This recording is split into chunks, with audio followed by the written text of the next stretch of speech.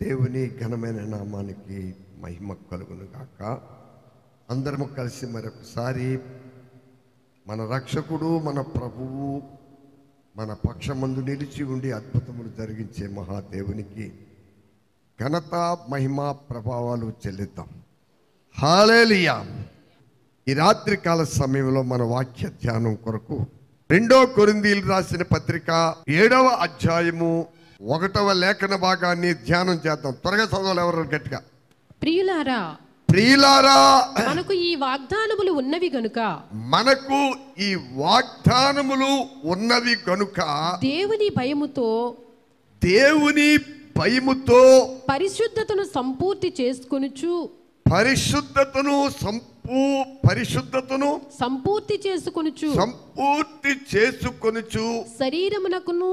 శరీరమునకును ఆత్మకును కలిగిన సమస్త కల్మషము నుండి మనలను పవిత్రులనుగా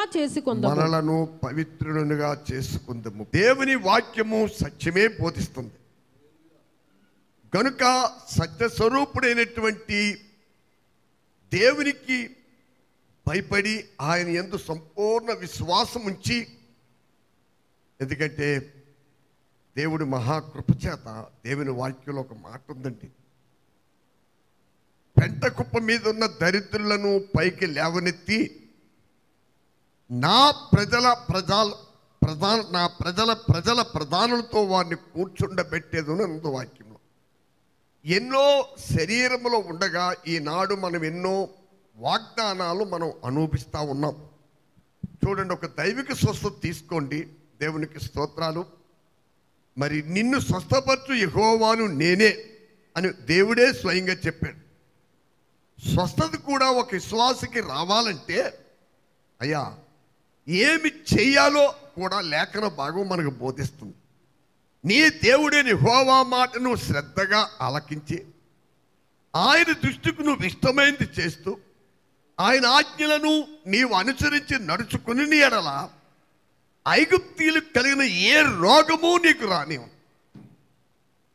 ఒకవేళ నీ అవిధేయతను బట్టో, ప్రకృతి వైఫల్యాన్ని బట్టో, భూమి మీద ఉన్నటువంటి కొన్ని భయంకరమైనటువంటి క్రిమినల్స్ ద్వారానో నీకు ఏదైనా రోగం వస్తే ఆ రోగమును స్వస్థపరచు యెహోవాను నేనే అని దేవుడు మనకి సెలవిస్తూ ఉన్నాడు. మీరు వినాలి.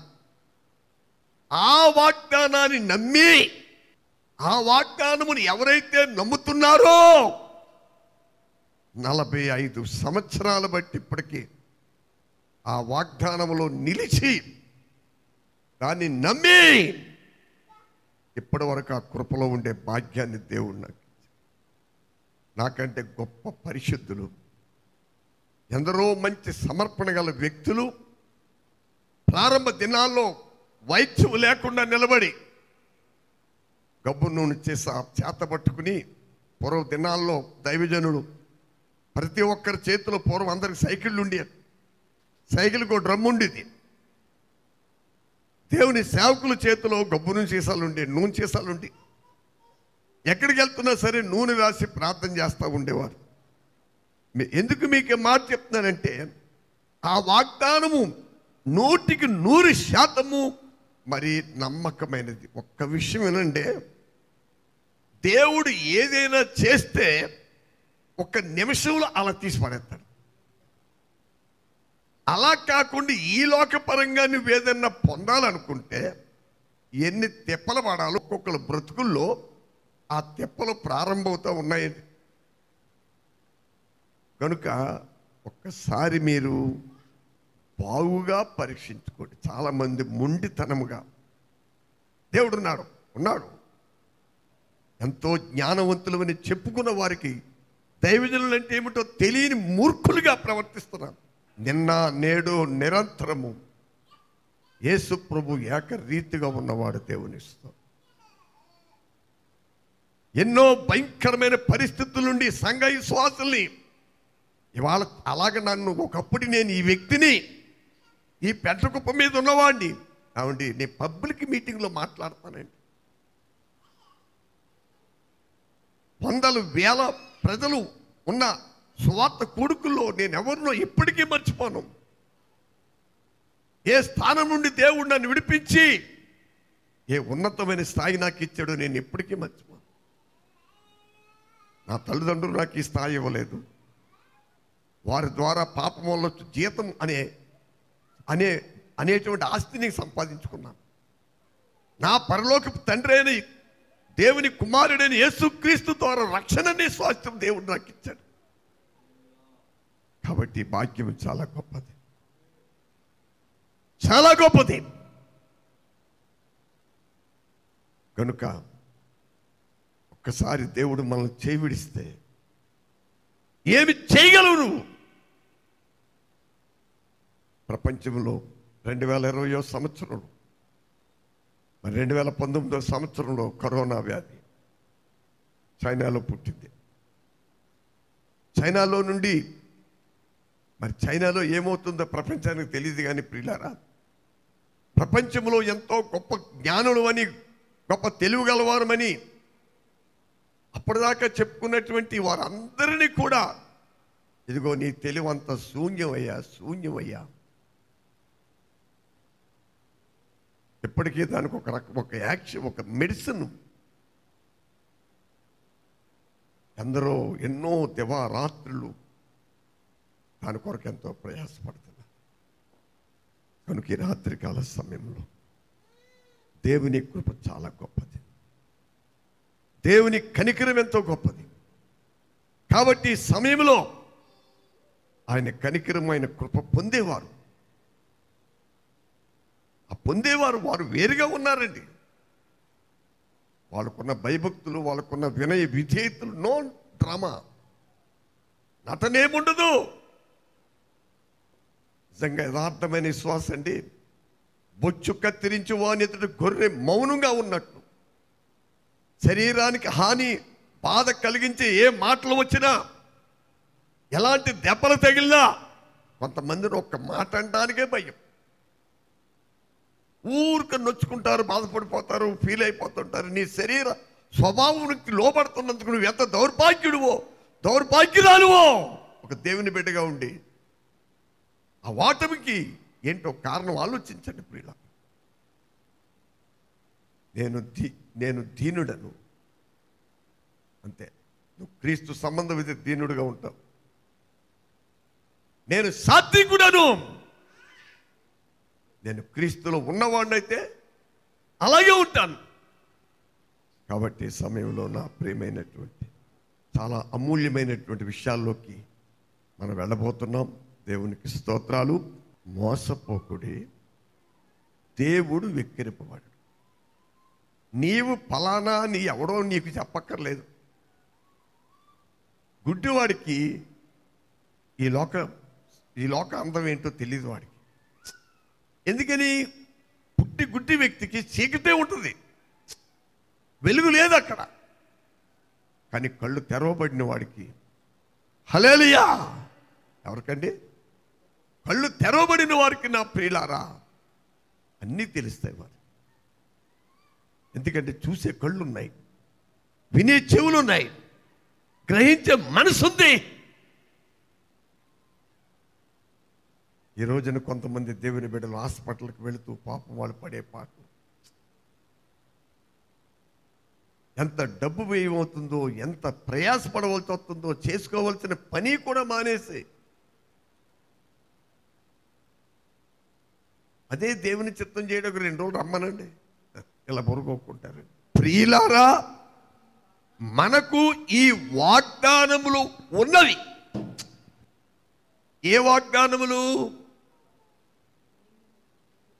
గడిచిన 2-3 వారాలు మనం ధ్యానం చేసామనుకుంటున్నాం.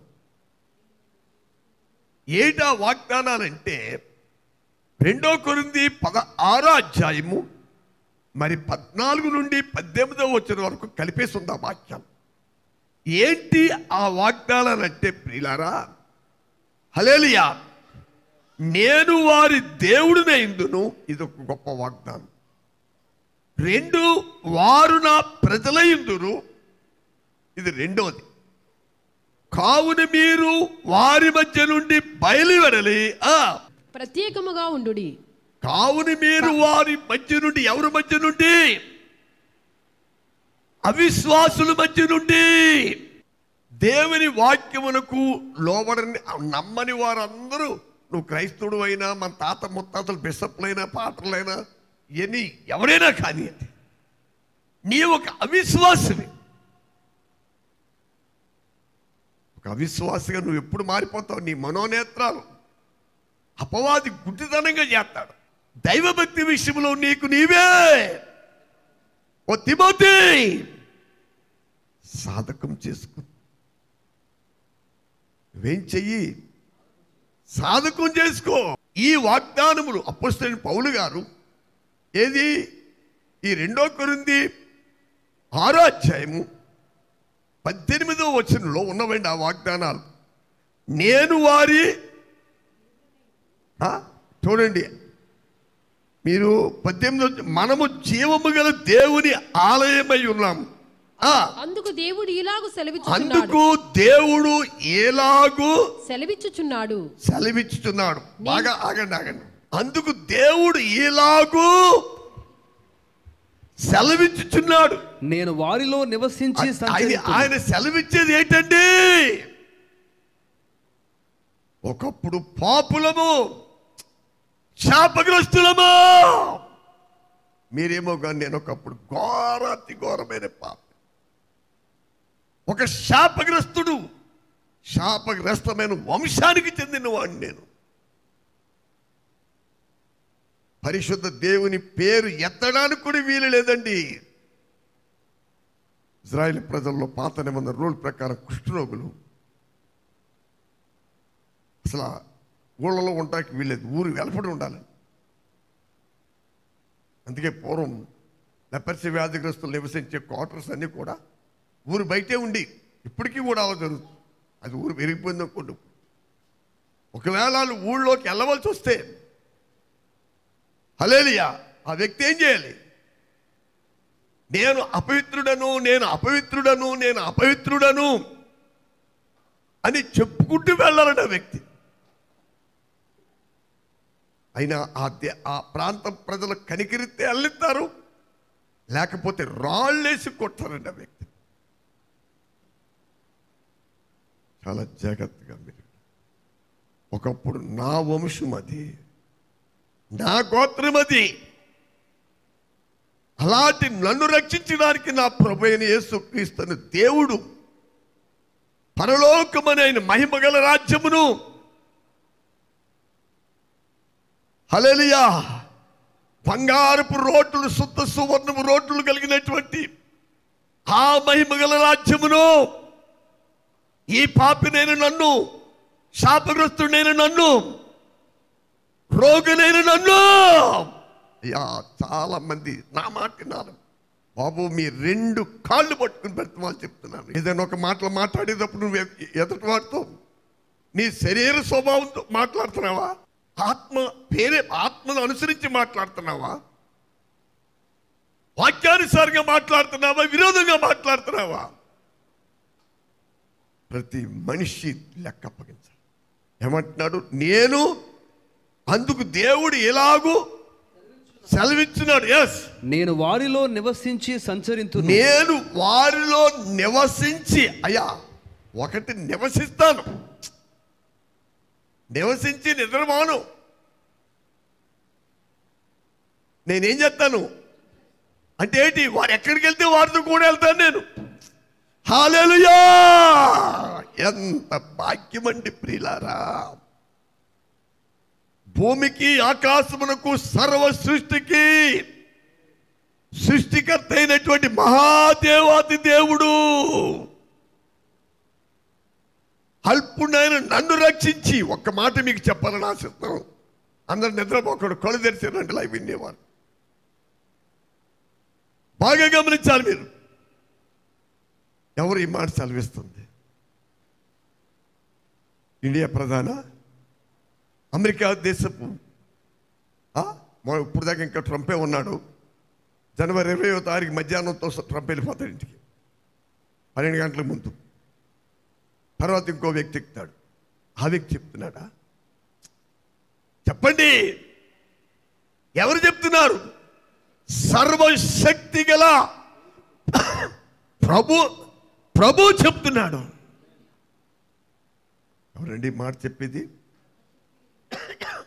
సర్వశక్తి గల ప్రభు చెప్తున్నాడు. ఎవరితో మాట్లాడుతున్నారు? ఒకప్పుడు నేను 45 సంవత్సరాలకు పూర్వము ఒక పాపిని, ఒక శాపగ్రస్తుడను, ఇశ్రాయేలు ప్రజల మధ్యలో ఉన్న కుష్ఠరోగులు, నేను అపవిత్రుడను చెప్పుకుంటూ పాలెము నుండి పట్టణంలోనికి ఎలా చెప్తూ వెళ్ళాలో ఆ వంశానికి చెందిన వాడిని నేను. అలాంటి వాడిని నన్ను, పాలెము వెలుపడి ఉండవలసిన నన్ను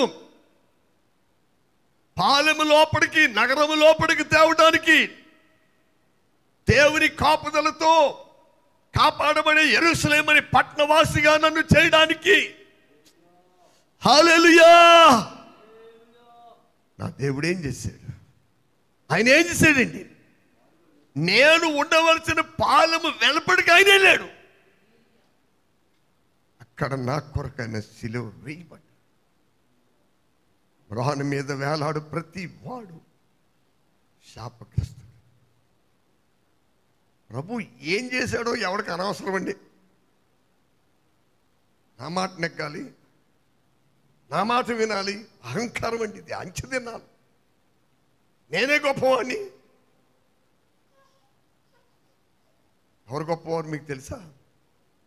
ఎవడు దీనుడై విరిగి నలిగిన హృదయం గలవాడే, ఎవడు దీనుడై దీనురాలై విరిగి నలిగిన హృదయం గలవాడై తమ్మును తాము తగ్గించుకుంటున్నారు. తమ్మును తాము తగ్గించుకుని మానవ శరీర స్వభావాలు హెచ్చించుకునే బుద్ధి ఉందండి. అందుకే ఒక్కొక్క వ్యక్తి కొందరిని పొగుడుతూ ఉంటారు. పొగడతలకు లోబడే మనిషి. మరి ఒక మాట చెప్తున్నాను, నువ్వు మోసపోతున్నావు, జాగ్రత్త. నువ్వు మోసపోతున్నావు, జాగ్రత్త.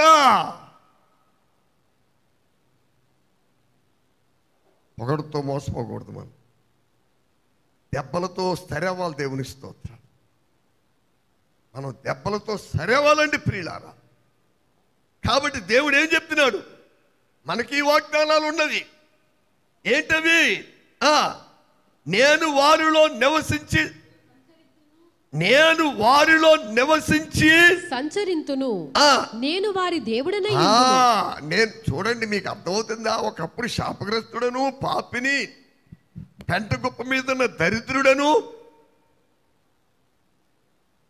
ఎలాంటి వాగ్దానం లేనటువంటి ఒక శాపగ్రస్తుడు జీవితం నాది.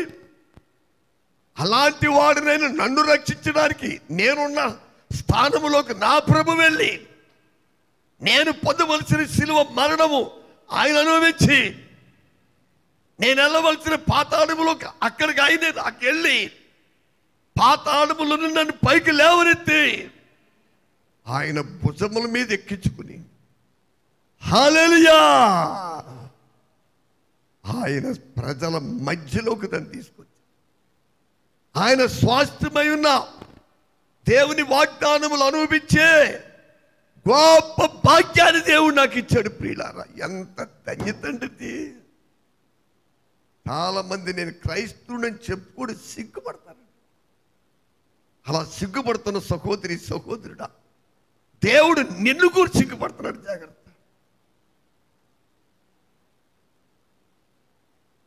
దేవుడు నిన్ను కూడా సిగ్గుపడుతున్నాడు. జాగ్రత్త. రాత్రి ప్రియులారా, ప్రియులారా, మనకి వాగ్దానం, మనకేమున్నాయి? ఈ వాగ్దానములు ఉన్నవి కనుక దేవుని భయముతో, హల్లెలూయా బాబు, విమోచించబడిన నిజమైన దేవుని ప్రజలకండి దేవుని భయం ఉంటుంది.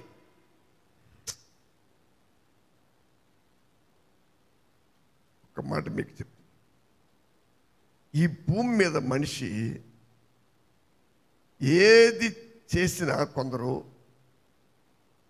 ఒక్కొక్కరు అనవసరంగా మెచ్చుకుంటూ ఉంటారు. చాలా జాగ్రత్త తినాలి. ఎవరైనా నన్ను మెచ్చుకొని చెప్తాను.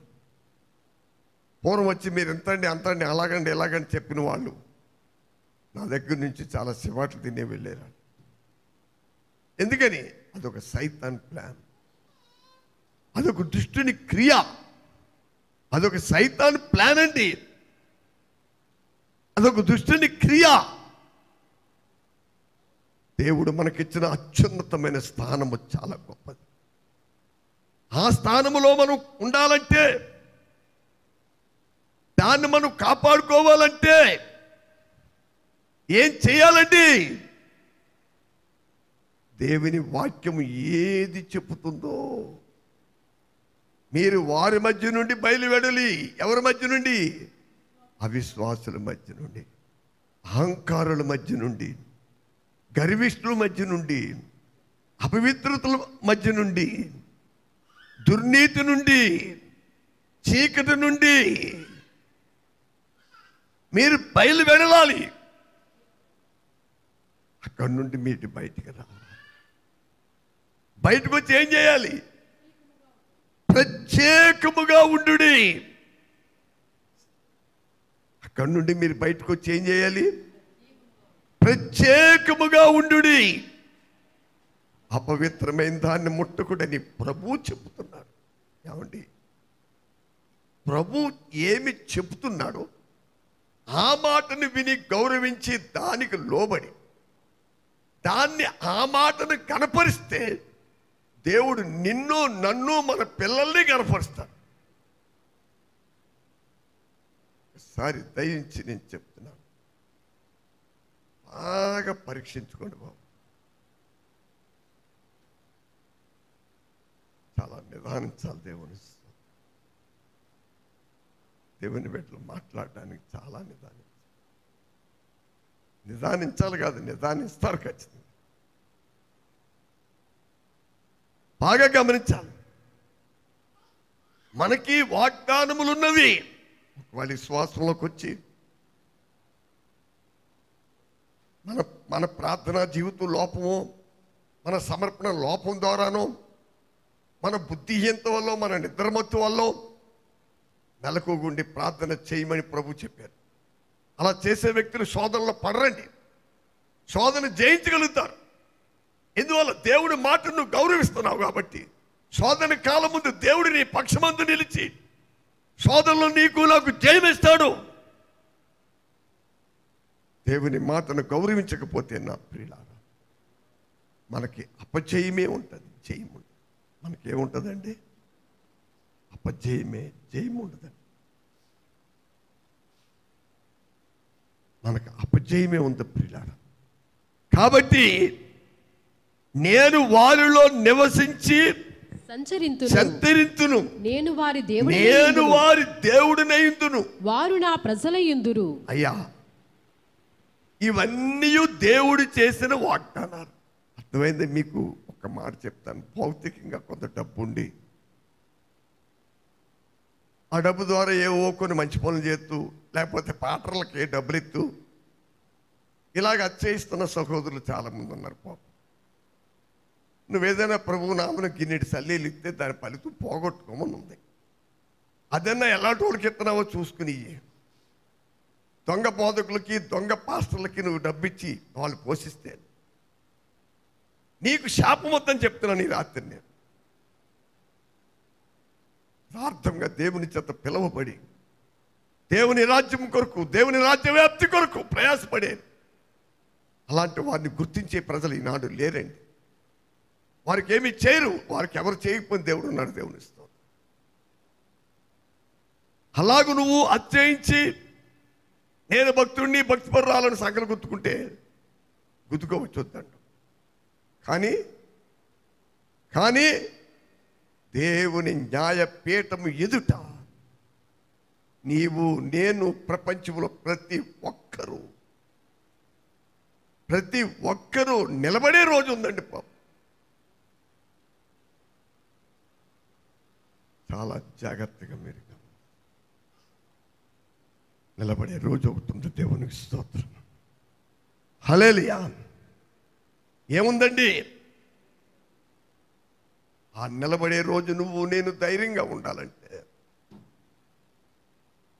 ఏం చేయబడాలి? ఏం చేయబడాలంటే చూడండి, ఇక్కడ మీరు వినాలి. మనకి చాలా వాగ్దానాలు ఉన్నాయి ఇందులో. ఏంటది? నేను వారిలో నివసిస్తాను, నివసించి నిద్రపోను. వారు నిద్రపోతుంటే నేను వారిని కాపాడుతూ ఉంటాను. అది ఇశ్రాయేలు కాపాడువాడు కొనుకడు. వారి నిద్రలో ఉంటే వారిని కాపాడుతూ ఉంటాను. నేను వారిలో ఉండి సంచరిస్తాను. ఏంటిది? వారు ఎక్కడికి వెళ్తున్నా నేను వెళ్తాను. దేవునికి స్తోత్రం. వాళ్ళు రాబర్ట్ గారని అమెరికా దేశంలో కొనకప్పుడు మంచి వెలిగించబడ్డ దైవజనుడు. ఆ అబ్బాయి ఒక పాస్టర్ గారి కుమారుడు. ఆ బిడ్డ యొక్క తల్లిదండ్రులు దేవుని యందు ఎంతో భయభక్తులు కలిగి సంచల విశ్వాసము కలిగిన వారు. కానీ చిన్న వయసులో 12 సంవత్సరాల వయసు వరకు అందరిలాగే స్కూల్కి వెళ్ళాడు, అన్నీ చేశాడు. ఒక్కసారిగా తన అవయవాలన్నీ చప్పడిపోయాయి. వైద్యులు, ఎంతో ప్రఖ్యాతిగాంచిన వైద్యులు ఆ రోజుల్లో ఆయన్ని పరీక్షించి ఒకే ఒక రిపోర్ట్ ఇచ్చారు. బ్రతికిన దినములన్నింటిలో మంచానికే పరిమితం ఉంటాడు ఆ బిడ్డ. ఏ టైంలో? 12 ఏళ్ల వయసులో. కానీ ఆ బిడ్డని ఎప్పుడు ఒక మాట పట్టుకుందండి. నమ్ముటి నీ వలనైతే, ఏదండి? నమ్ముట నీ వలనైతే నమ్మువానికి సమస్తము సాధ్యమని ఒక మాట. ఆ చిన్న బిడ్డని ఆ చిన్న వయసులో అలాగే మంచం మీద ఉండి తల్లిదండ్రులు ప్రార్థిస్తున్నారు. వైద్యులు ఇంకేమీ ఓపు లేదు అని చెప్పారు. 18 ఏళ్ల వయసు వచ్చేటప్పటికి హల్లెలూయా, ఒక తెల్లవారుజామున 3 గంటలకి ఆ బిడ్డ ఉన్న రూమ్లో పెద్ద శబ్దం వినపడుతుందండి. కాళ్ళు చేతులు చప్పబడిపోయి హల్లెలూయా. దగ్గర 6-8 సంవత్సరాలు వయసు వచ్చేటప్పటికి, అప్పటి నుండి 6 సంవత్సరాల నుండి 6-8 మంచానికే పరిమితమైపోయిన ఆ వ్యక్తి ఒక్కసారి లేచి గదులు గంతులు వేస్తా ఉన్నాడు. దేవుని ఆత్మతో నింపబడి భాషలు మాట్లాడుతూ ఉన్నాడు. ప్రభువును స్తుతిస్తూ ఉన్నాడు. దేవుడు ఆ బిడ్డను తర్వాత ఒక బలమైన సేవకుడిగా వాడుకున్నాడు. ప్రత్యేకించి 75,000 మంది రోగుల్ని, ఒక మాట మీరు వినాలి, ఆయన ప్రపంచంలో నలుమూలలకు వెళ్తూ ఉండేవాడు. ఆ దేశంలో ఒక విశ్వాసి వ్యాపారస్తుడు. అత్తమాలు విమాన ప్రయాణం ఉందండి. కానీ ఒక భయం ఆయన, విమానం వ్యక్తి కింద పడిపోతాయేమో. వాళ్ళు రాబర్ట్ గారు విమానం ఏ డేట్లో బుక్ చేసుకున్నాడు ఆ డేట్లో బుక్ చేసుకున్నాడు అండి. వెళ్ళి ఆ దైవజనుడు కూర్చుని వెళ్ళి ఆయన మీద ఎలా చేసి వెళ్ళిపోతూ ఉండేవాడండి. ఇంకేం అర్థం కాక ఒక రోజు నువ్వు చేసినప్పుడు గమనం పట్టుకున్నాడండి. ఏంటి నువ్వు పరిస్థితి, ఏమైంది, ఎవరు నువ్వు? ఫ్లైట్లో అడుగుతున్నప్పుడు ఆయన మాట చెప్పారు, అయ్యా నేను ఒక విశ్వాసి, కానీ నాకు ఒక భయం ఉంది. విమానం కిందగానే కూలిపోతే నేను చచ్చిపోతాను. అదే టైంలో ఇంకో నమ్మకం కూడా ఉంది నాకు. దేవుని ప్రజలు, మీరు దైవజనులు, మీరు ఎక్కిన విమానం ప్రభు చేతిలో ఉంది. అది ఇదే దేశకాండంలో ఉందండి. నిత్యుడగు బహువులు నీ పాదముల కింద ఉండిన ఆ వాక్యాన్ని చేపించి, మీరు దైవజనులు, మీరు ఎక్కిన విమానం కూలిపోదు. హల్లెలూయా. దేవుని ప్రజలు చాలా జాగ్రత్తగా ఉండాలి.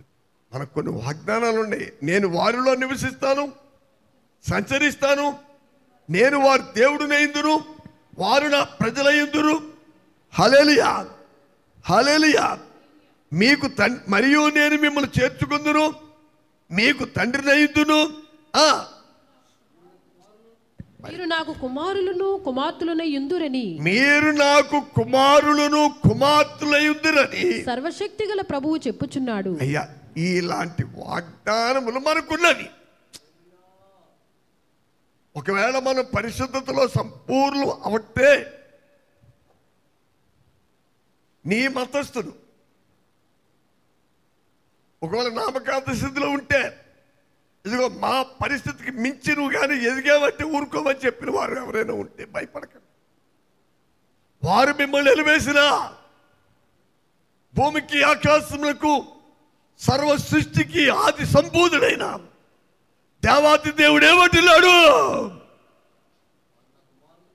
నేను వారిలో నివసిస్తాను, వారిలో సంచరిస్తాను, నేను వారికి దేవుడినై ఉంటాను, వారు నాకు ప్రజలై ఉంటారు. ఒక సామాన్య ప్రజలు కాదు వారు, వారు నాకు కుమారులను, వారు నాకు కుమారులను కుమార్తెలయుందురు. వారు నాకు కుమార్తెలను కుమారులు కుమార్తెలయుందురని సర్వశక్తి గల ప్రభు చెప్తున్నారు. కనుక అపొస్తలుడైన పౌలు గారు ఈ వాగ్దానాలు మనకున్నవి కాబట్టి, హల్లెలూయా ప్రియులారా, మనకి వాగ్దానములు ఉన్నవి కనుక దేవుని భయముతో, హల్లెలూయా అయ్యా, పరిశుద్ధ దేవుని భయము కొద్ది రానివ్వండి అయ్యా బాబు, నాటకాలు ఆడొద్దండి. మనకి వాగ్దానములు ఉన్నవి కనుక దేవుని భయముతో, ఇదండి దేవుని భయముతో, దేవుని భయముతో పరిశుద్ధతను సంపూర్తి చేసుకొనుచు. అయ్యా బాగా మనసు పెట్టండి. గో, దేవుడు ఎంత ప్రేమమయుడంటే, కరోనా బాగా భయంకరంగా మన ప్రాంతంలో ఉండి అనేక మంది చనిపోయే టైంలో ఈ ఉపదేశములు ఇక్కడి నుంచి 20 నుంచి ఈ అల్పుడు నోట్లో నుండి పరిశుద్ధాత్మ దేవుడిచ్చే ఉపదేశములు ఎంత మందిని బతికించినవో. చాలా మందికి ఎంత గర్వం అంటే, పలానా దైవజనుడు పలానా ఉపదేశం ద్వారా దేవుడు నాకు సహాయం చేశాడు, నేను బ్రతికేనని చెప్పుకోవడం కూడా చిక్కండి చాలా మందికి. ఎంత దౌర్భాగ్యులయ్యా మీరు, ఎంత దౌర్భాగ్యులు అండి ఈ పరిస్థితి కలిగిన వారు.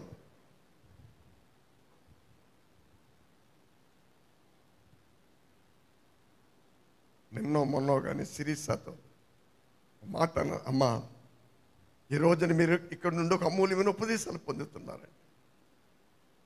మీరు బాగా గమనించాలి. దేవుని స్తోత్రం. చాలా జాగ్రత్తగా మీరు వినండి. నాకు పెళ్ళైన కొత్తలో చాలా భయంకరమైన పరిస్థితులు ఎదుర్కొన్నాను మా అత్తవారింటి ద్వారా. పెళ్ళైన రోజునే ఎంత అవమానం అనుభవించాలి అంత అనుమానం అనుభవించాను. నా ప్రారంభం చాలా చాలా బాగా ప్రారంభమైందండి. దేవుని స్తోత్రం. ఆ తర్వాత నుండి అడుగడుగున ఏది పొందాలో నేను పొందాను. కానీ ఒక అద్భుతమైన కార్యం నా జీవితంలో జరిగింది. పివి వర్గీస్ గారని ఒక దైవజనుడు 1935వ సంవత్సరంలో, ఎప్పుడండి 1935వ సంవత్సరంలో పివి వర్గీస్ గారు, పిఎం సామ్యుయల్ గారు, కేరళ రాష్ట్రంలో అబ్రహాం గారని ఒక దైవజనుడు ఐపీసీ సంస్థను స్థాపించిన గొప్ప దైవజనుడే. భార్య భర్తలు ఇద్దరు నామకాంతులు, స్కూల్ టీచర్స్ ఇద్దరు. వారిద్దరిని దేవుడు ఆత్మతో అభిషేకించి కుమ్మనాడనే ప్రాంతంలో, నేను చెప్తున్న వీళ్ళందరూ యవనస్తులు.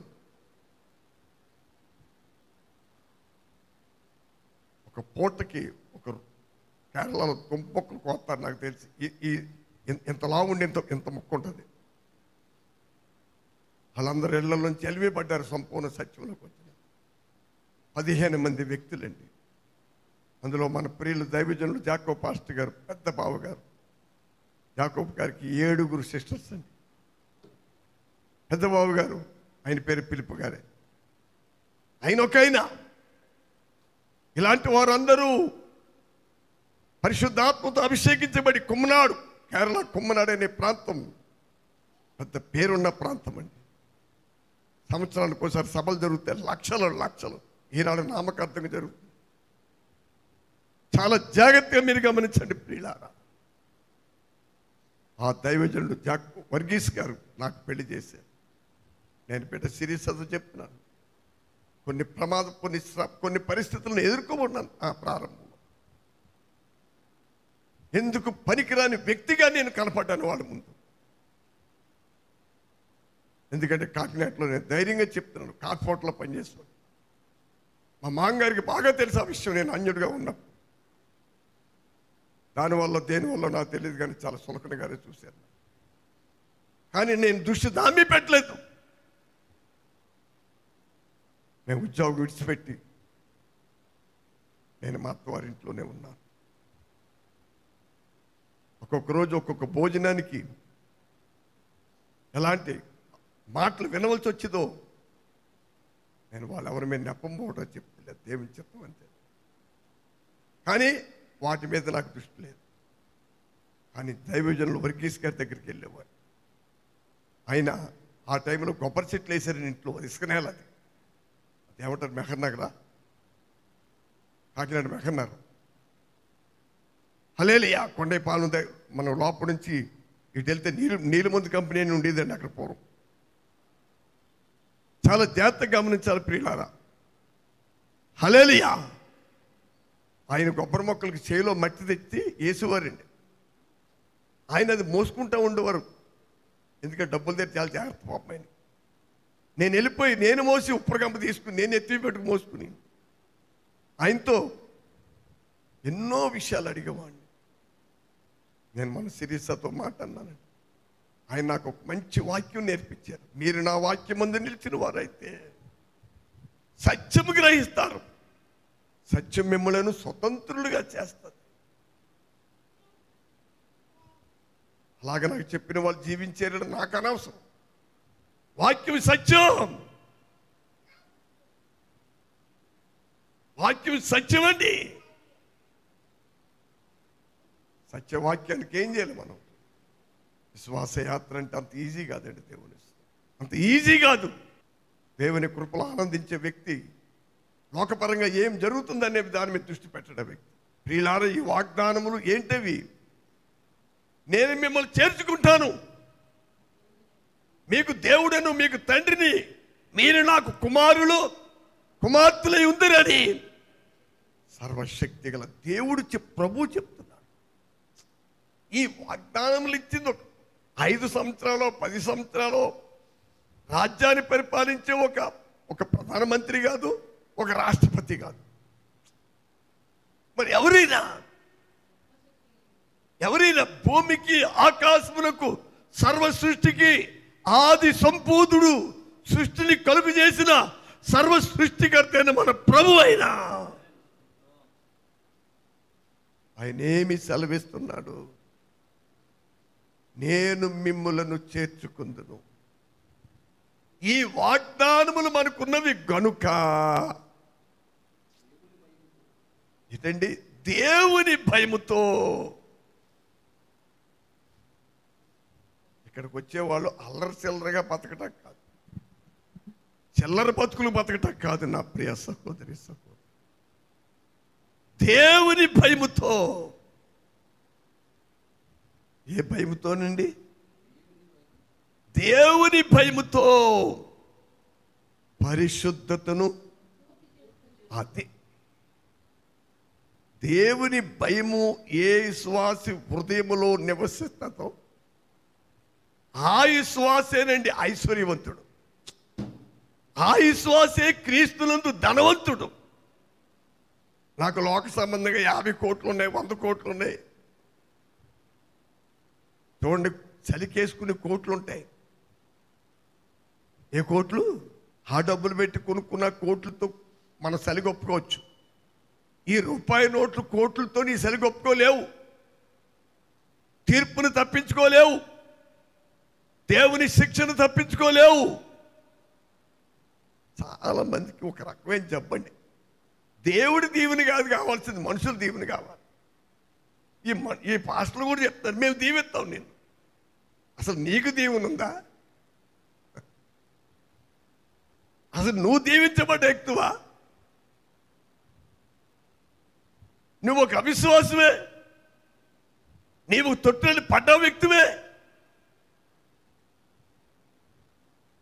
చాలా మంది ఊరిక ఈ పాటగా ప్రార్థన ఇది జరిగింది, అలా ఏం చేసి ఇది జరిగింది అలా చెప్పుకోవాలంటే ఎన్నో ఉన్నాయి ప్రియులారా.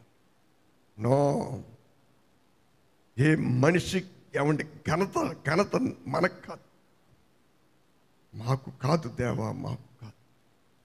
నీ నామమునకే ఘనత మహిమ ప్రభావం కలుగు.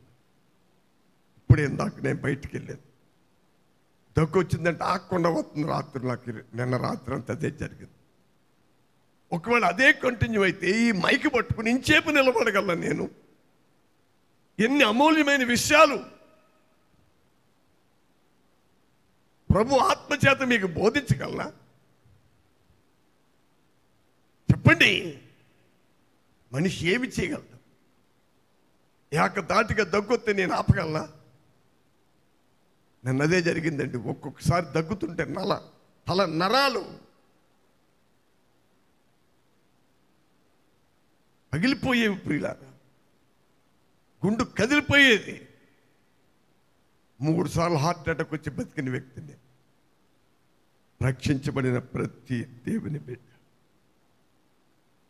ఒక విషయం మీరు గమనించాలి ప్రియులారా, ఈ వాగ్దానములు మనకున్నవి కనుక దేవుని భయముతో ప్రియులారా, దేవుని భయము.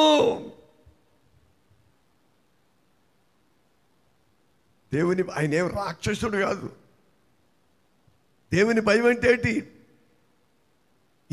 ఈ రోజున నేను నా ఇష్టం వచ్చినట్టు నేను బతికితే అలాగే బతికిన బతుక్కి నా దేవుని ఎదుట ఒకానొక దినం రాబోతుంది, తీర్పు దినము. క్రీస్తు న్యాయపీఠ మీద నిలబడవలసి వస్తుంది. నా బ్రతుకంతటి గురించి, నా నోటి మాటలు గురించి, నా ప్రవర్తన గురించి హల్లెలూయా నా దేవుని లెక్క అప్పగించాలి.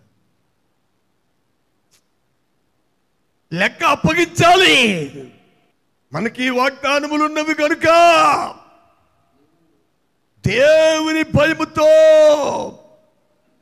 పరిశుద్ధతను సంపూర్తి చేసుకొనొచ్చు. త్వరగా ఒక వాక్యం తీయండి. 1 పేతురు 1:14 నుండి 16 వరకు. కాబట్టి మీ మనస్సును నడుము కట్టుకుని నిబ్బరమైన బుద్ధి గలవారై యేసుక్రీస్తు ప్రత్యక్షమైనప్పుడు మీకు తేబడు కృప విషయమై సంపూర్ణ నిరీక్షణ కలిగి ఉండుడి. నేను పరిశుద్ధుడనై ఉన్నాను కనుక మీరును పరిశుద్ధులై ఉండుడని రాయబడి ఉన్నది. దేవునికి స్తోత్రములు. నేను పరిశుద్ధుడనై ఉన్నాను కనుక మీరును పరిశుద్ధులై ఉండుడని. మీ పూర్వపు అజ్ఞాన దశలో మీకుండిన ఆశలను అనుసరించి ప్రవర్తింపక మిమ్మును పిలిచినవాడు పరిశుద్ధుడై ఉన్న ప్రకారము మీరును సమస్త ప్రవర్తన యందు పరిశుద్ధులై ఉండుడి. మిమ్మల్ని పిలిచిన వాడు పరిశుద్ధుడై ఉన్న ప్రకారము మీరును సమస్త ప్రవర్తన యందు పరిశుద్ధులై ఉండు. ప్రభు పరిశుద్ధతను ప్రేమించే దేవుడు. ఆయన పాపినైన నన్ను ప్రేమిస్తాడు కానీ నా పాపాన్ని ప్రేమించడు ఆయన. నీ దుర్నీతిని, నీ పాపాన్ని నీవు సమర్థించుకోవడానికి నువ్వేది మాట్లాడినా అది కరెక్టే కాదు. వాక్యం సత్యం, వాక్యం కరెక్టు. ఎంత గర్వం అండి మనిషికి. నువ్వెవరు సృష్టిలో, దేవుని దృష్టిలో? నిన్ను సృష్టించి, నిన్ను పుట్టించి, నీకొచ్చిన రోగబాధలన్నిటి విడిపించి, నిన్ను బాగు చేసి, పెంట కుప్ప మీద దరిద్ర స్థితి నుంచి లేవనెత్తి ఒక ఉన్నతమైన స్థాయిలో తీసుకొచ్చింది నువ్వు ఎదిరించడానిక? ఆయనకు మహిమకరంగా జీవించడానిక, ఎదిరించడానిక? దేవుడు అన్యాయిస్తాడు కాదు. ఏ టైంలో మనకి ఏది అవసరం. పరిశుద్ధాత్మ దేవుడు ఈ మధ్యని 2020 సంవత్సరం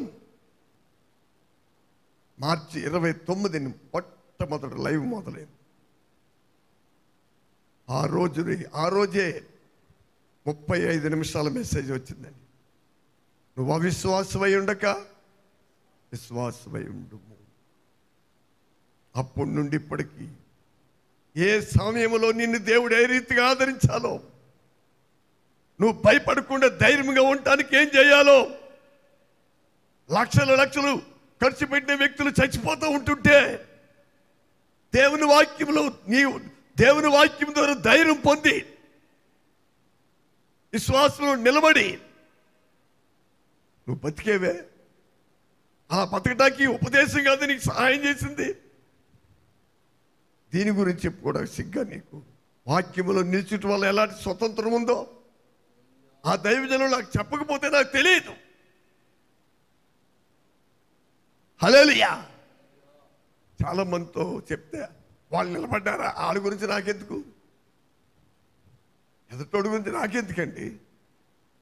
నేను నిలబడ్డాను, నా జీవితంలో ఎలాంటి స్వతంత్రం వచ్చిందో, ఇప్పటికి ఎలాంటి పరిస్థితులు వచ్చినా ఇప్పటికి వైద్యశాలకు వెళ్లకుండా దేవుడు నన్ను నా బిడ్డలు ఎలా కాపాడుతూ వస్తున్నాడో ఈ ఉపదేశము. ఒక వ్యక్తి పరిశుద్ధతలో పరిపూర్ణుడు సంపూర్ణుడు అవ్వాలంటే మనము శరీర సంబంధులుగా ఉన్నప్పుడు అదొక అజ్ఞాన దశ.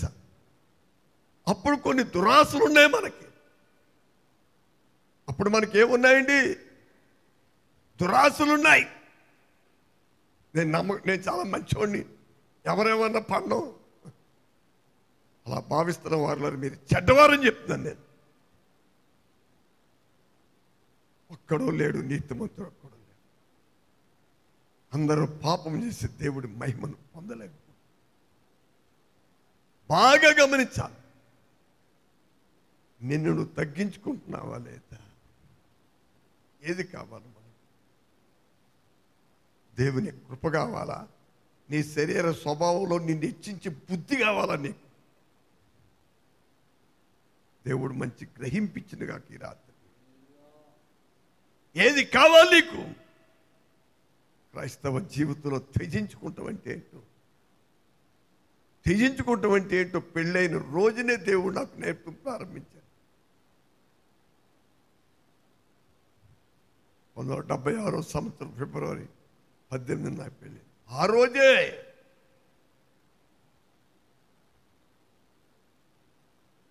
బుచ్చ కత్తిరించి వానెదుటి గొర్రె మౌనంగా ఉంది. అలా ఉండటం ఒక్కటే దేవుని ప్రజలకున్న న్యాయం.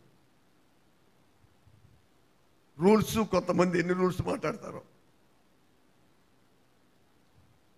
వాళ్ళకి మార్పు ఉండదండి. ఎదటోళ్ళు చెప్పడానికి బోళ్ళు వస్తాయి. తప్పు ప్రియుల. పూర్వపు అజ్ఞాన దశలో మనకున్న ఏంటండి? పూర్వపు అజ్ఞాన దశలో మనకున్న ఆశలను అయ్యా, ఒక విశ్వాసి పరిశుద్ధతలో పరిపూర్ణురాలు కాకుండా అడ్డు తగిలేది ఏంటి తెలుసా? మనము అన్యులుగా ఉన్నప్పుడు అజ్ఞాన దశ. అప్పుడు కొన్ని శరీర ఆశలు, శరీర కోరికలు, శరీర ఇష్టాలు ఉన్నాయి. వాటిని మనం విసర్జిస్తే పరిశుద్ధతలో ఈజీగా పరిపూర్ణం అవుతాం. ప్రభువు నన్ను రక్షించిన 45 ఏళ్ళే, 8 సంవత్సరాలు అయింది. ఇప్పటికీ నేనేదో భక్తిలో పరిపూర్ణుడును, సంపూర్ణుడును, గొప్పోండి ఎప్పుడు చెప్పుడు నాకు తెలియదు. ఎందుకని అలా చెప్పుకుంటే నువ్వు ఒక శరీర సంబంధివే. శరీర సంబంధి లేని నీతిని కనుపరుస్తూ ఉంటుందండి. శరీర స్వభావం ఏం చేద్దండి? లేని నీతిని. వాక్యమేమో నీతిమంతుడు ఒక్కడో లేడని చెప్తే, నేను నీతిమంతుడని చెప్తే దాని అర్థం ఏంటి? దేవుడిని అబద్ధికుడిగా చేస్తున్నాను నేను. ఒక్కొక్కరిని దేవుడు కనికరిస్తూ ఉంటాడు. నిన్ను ప్రేమించి ఒక సంపూర్ణుడుగా, సంపూర్ణాలుగా చేయడానికి ఒక స్థానానికి దేవుడు నేను తీసుకొచ్చినప్పుడు అందులో నేను ఏమవుతున్నాను చూస్తాను. నేను చాలా ప్రమాదకరమైన పరిణామం, చాలా ప్రమాదకరమండి. నా ద్వారా నా శరీరం ముందు నా దేవుడు కనపరచబడాలంటే నేను విరిగి నలిగిన స్థితి ఉంటేనే తప్ప దేవుడు నా ద్వారా మహింప. హల్లెలూయా. నేనేదో గొప్పవాడిని గొప్పదాన్ని అనుకుంటే ప్రియులారా, నువ్వు ఓడిపోతున్నావు. నువ్వు ఓడిపోతున్నావు, నువ్వు పడిపోతావు. జాగ్రత్త. అలాగ అచ్చయించి హల్లెలూయా నిత్య నరకానికి వెళ్తావు. జాగ్రత్త. నిజమైన దేవుని బిడ్డలు తన్ను తాను త్యజించుకుంటారు, ఎర్రగొట్టుకుంటారు, నలగొట్టుకుంటారు, అంతే తప్ప ఆ మీద గొప్పవారుగా ఉంటారు. అలాగే నలగొట్టుకునే వారిని దేవుడు వాడుకుంటాడు. దేవుని వారికే దేవుడి కృపిస్తాడండి. కాబట్టి ఈ సమయంలో రక్షించబడిన దేవుని బిడ్డలుగా ఈ అంచె దినాల్లో పరిశుద్ధతలో ఏం చేయబడాలి? ఒక్క మాట మీరు చదువుకున్న తర్వాత అపోస్తలుల 24:16 చూసుకోండి ప్రియులారా. మనుషుల ఎడలను దేవుని ఎడలను నా మనస్సాక్షి నేను నిర్దోషమైందిగా కాపాడుకున్నాను. దానికి నేను అభ్యాసం చేస్తున్నాను. శరీరం పెరిగిన వారు శరీరాన్ని తగ్గించుకోవడానికి. ఎందుకంటే శరీరం పెరిగిపోతే షుగరు, బీపీ ఇలాంటి బోల్ జబ్బులు వస్తాయని చెప్తారు వైద్యులు.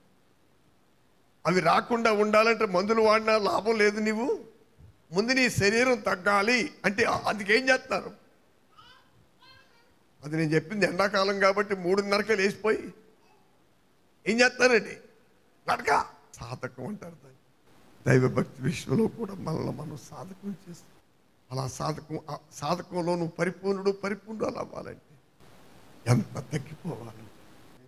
ప్రభు నమ్మిన కొత్తలో కాకినాడలో పుట్టి నేను ఎక్కువ అక్కడే పెరిగాను కాబట్టి కొత్త నిబంధన బైబిల్ తీసుకుని అయ్యా అచితాపురం వెళ్ళాలి చర్చికి, ఇక్కడ వేడేసుకుని ఎక్కడ బయ్యేలో పెట్టుకుని ఎలా వెళ్ళేవాడిని. నా స్నేహితుడు ఎదురయ్యేవాడు. నేను అనుకుంటూ ఏ స్నేహితుడు ఎదురు అడుగుతాడా అని. కొందరు దగ్గరికి వచ్చి చెయ్యిలు తీరని వారు నన్ను. చెయ్యిలు తీరితే ఏమవుతుంది? బైబిల్ కింద వెళ్ళిపోతుంది. ఏంటి ఆడికి తెలియకూడదు నేను ఎవరినో. అదొక అవమానం కాదు. నా ఈ పరిశుద్ధ గ్రంథం చేతపట్టుకు దీనిలో రాయబడిన వాగ్దానాలు స్వతంత్రించుకోవడానికి ఎంత కృపండితి, ఎంత భాగ్యమండి ప్రియులారా. ఈ ప్రపంచంలో ఎవడైనా ధైర్యముగా నిశ్చద్దగా పరలోక సంతోషం సమాధానంతో ఒక వ్యక్తి జీవిస్తున్నాడంటే ఈ సత్యవాక్యంలో నిలిచిన వాడు మాత్రమే, ఈ సత్యవాక్యమునకు లోబడ్డవాడు మాత్రమే వారే ధైర్యముగా ఉంటారు, వారే ఆనందముగా ఉంటారు, వారే దీవించబడతారు, వారే జీవితం పొందుతారండి. అతిశయించకండి ప్రియులారా, గర్వించకండి. చాలా మంది మేము ఇంత దశంభాగం ఇస్తాను, ఎక్కడి నుంచి తెచ్చిస్తున్నాను? ఒకవేళ పొరపాటు నువ్వు 10 లక్షలు దశంభాగం తెచ్చావనుకో, ఎక్కడ తెచ్చావు 10 లక్షలు? ఎలా వచ్చింది నీకు? నా దేవుడు నీకు ₹1,00,00,000 ఇస్తే, నా దేవుడు నీకు ₹1,00,00,000 ఇస్తే 10 లక్షలు తెస్తాం. దానికి అతిశయం ఎందుకు? దానికి అతిశయం ఎందుకండి? దేవుడు పోతే ఏం చేస్తావు? నీకే తిండిదో. దానికి అతిశయం ఎందుకు? ఏమన్నా అతిశయిస్తే క్రీస్తు మనసు కలిగి ఉండే వారు అతిశయించాలి. ఎవరైనా అతిశయిస్తే ఏం చేయాలండి? క్రీస్తు మనసు కలిగిన వాడు, పరిపూర్ణతలకు విధేయుడైన వ్యక్తి. ఆ మాటలు నేను ముగిస్తున్నాను ఈ సమయంలో. ప్రియులారా, ప్రవచించిన ఉపదేశాన్ని బట్టి ఘనత, మహిమ, ప్రభావం ఏ పరిశుద్ధాత్మ దేవుడు మనకు ఉపదేశం ఇచ్చారో, ఎవరు మనం దర్శించారో ఆ దేవునికి, ఆ ప్రభువుకి యేసుక్రీస్తు నామమున మహిమ, ఘనత, ప్రభావం కలుగునట్టు దేవునికి స్తోత్రం చెల్లిద్దాం. హల్లెలూయా. ప్రైజ్.